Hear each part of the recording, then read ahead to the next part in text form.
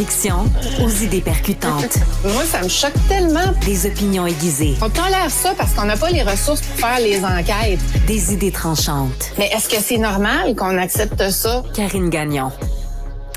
Un agriculteur de la Montérégie qui a été banni à vie du programme de travailleurs étrangers temporaires a retrouvé encore des nouvelles façons de contourner le système. Je pense qu'il n'y a pas d'autre façon de le dire et d'abuser de gens vulnérables, soit des demandeurs d'asile.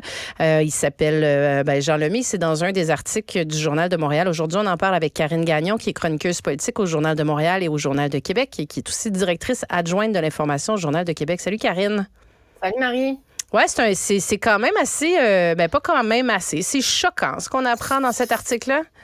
C'est pas mal révoltant, puis ça soulève toutes sortes de questions parce que, tu le disais, c'est le premier employeur banni à vie du programme fédéral des travailleurs étrangers temporaires, mais il y a eu des saisies de Revenu Québec, il a écopé d'une peine pour possession de biens criminellement obtenus. Après ça, il a bénéficié d'un arrêt de Jordan dans une histoire de complicité dans un délit de fuite mortelle. Après ça, l'Agence des services frontaliers du Canada a mené une perquisition. Ça, c'est le 15 juin dernier, parce qu'il faisait une enquête criminelle relativement à la loi sur l'immigration et la protection des réfugiés. C'est que là, tu lis tout ça, tu regardes le c'est pas un mince dossier, comme on dit. Là. Il y en a, écoute, il y a à peu près toute la sphère de ce qui peut le concerner en termes de services de vérification et d'inspection, là. Oui, puis tu sais, il est dans une toute petite municipalité, là, Saint-Jude, en Montérégie, il y a 1200 personnes, puis tu te dis, comment est-ce qu'un petit caïd comme ça peut continuer à fourrer le système? Excuse-moi, là, c'est le seul mot qui me vient. Ah, moi, là. tu vois, j'avais crosseur tantôt, donc là, je me suis dit, peut-être je vais me garder une petite gêne sur l'utilisation, mais de toute évidence, on a l'air d'avoir la même lecture du personnage. Oui, absolument. Puis le personnage en question, je sais pas si les auditeurs ont pu voir, auditrices, auditeurs ont pu voir la petite vidéo que les journalistes ont partagée avec le reportage, mais on le voit menacer les journalistes. Il leur dit, premièrement, il les a suivis sur 1 kilomètre et ensuite, il leur a barré le chemin. Imagine-toi, là.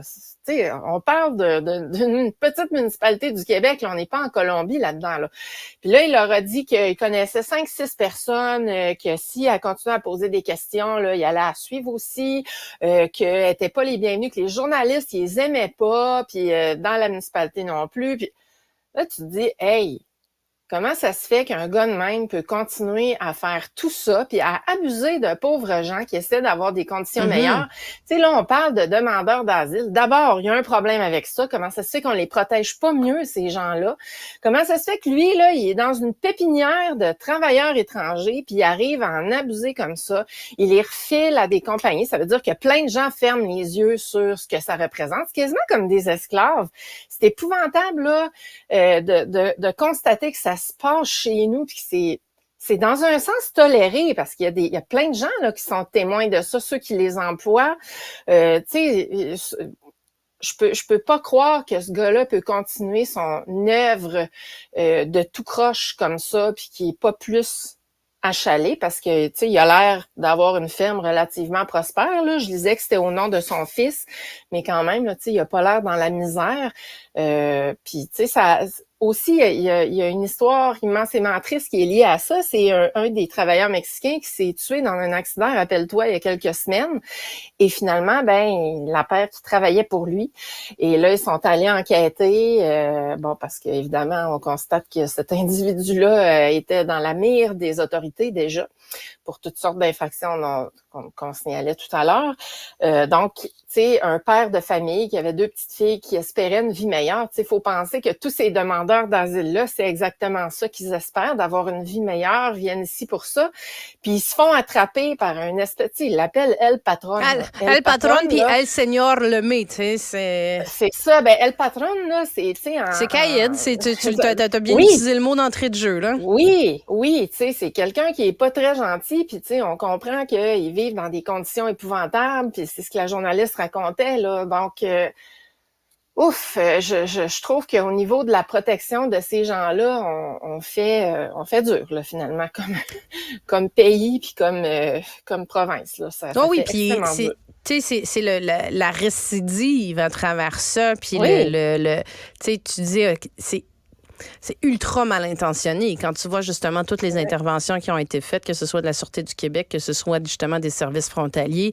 Puis ce que je trouve, il y a plein de choses que je trouve dommages là-dedans. Là. J'ai pas de respect pour ce genre de personnages-là, mais je trouve ça d'une tristesse sans nom pour les gens qui sont exploités. Puis l'autre pensée que j'ai aussi, moi, j'ai eu à un moment donné, Karine, j'étais porte-parole, quand j'étais à l'Assemblée nationale, j'étais porte-parole dans le dossier de l'agriculture.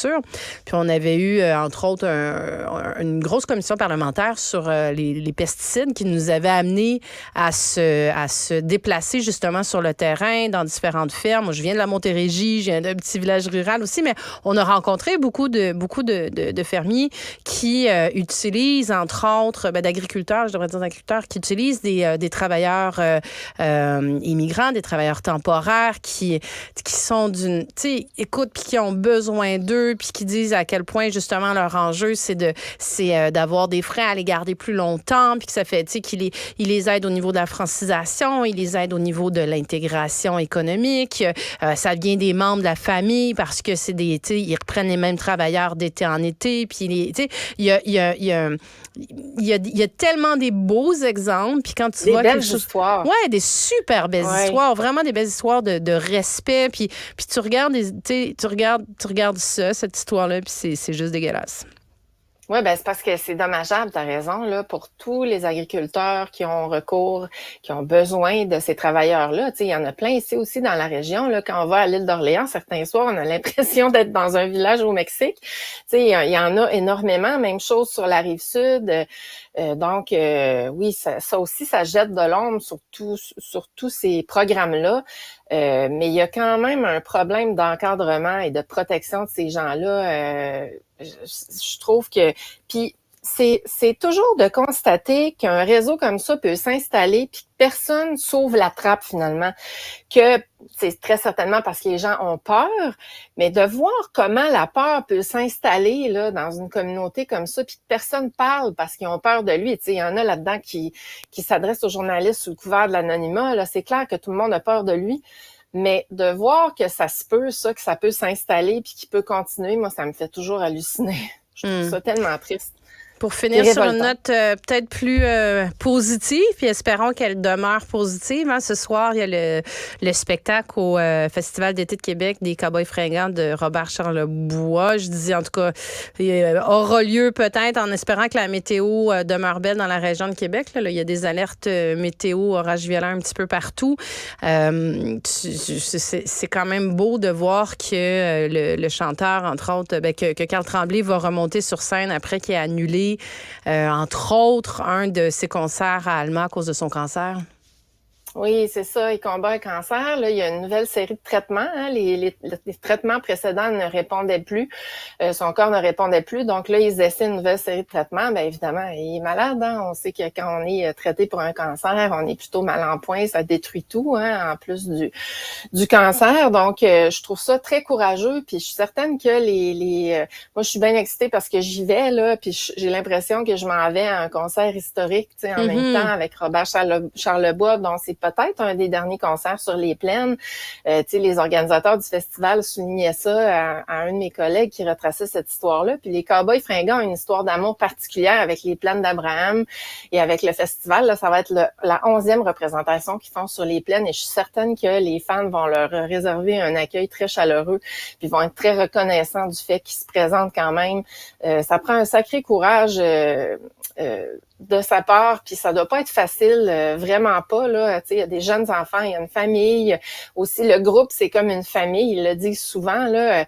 Donc, c'est ça, je trouve ça très émouvant puis très beau. Puis là, la météo, pour le moment, ici, c'est peut-être un petit peu moins pire. En tout cas, c'est certainement moins pire que dans le coin d'Ottawa-Gatineau, mais bon, c'est assez couvert, mais il fait plus frais. Donc, peut-être qu'on va échapper aux orages. En tout cas, on se croise les doigts pour que ça fonctionne. C'est pas facile, la météo, ces jours-ci. Non, c'est pas facile du tout. Ben, Karine, je te souhaite, écoute, que la météo soit au rendez-vous, puis on verra demain si tu as encore de la voix après ce spectacle. Karine Gagnon, chroniqueuse politique au Journal de Montréal, au Journal de Québec et aussi directrice adjointe de l'information au Journal de Québec. Je te souhaite un bon spectacle. Merci beaucoup. À demain.